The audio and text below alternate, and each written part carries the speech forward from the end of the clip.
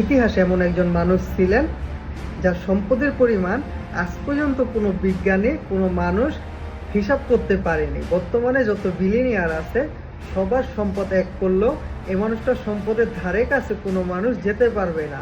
1400 শতকের দিকে আফ্রিকার বিশাল সাম্রাজ্যের সম্রাট ছিলেন মানসা মুসা।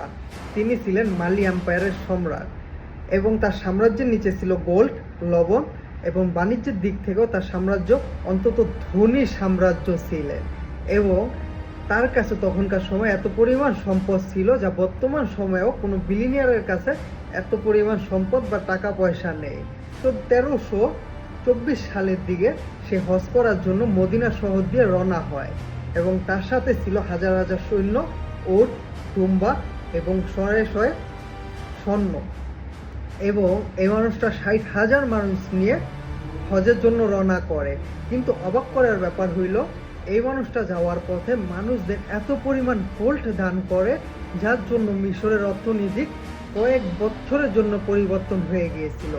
এই জন্য ইতিহাসবিদরা মনে করে পৃথিবীর সবচাইতে ধনী ব্যক্তি ছিলেন মানসা মুসা।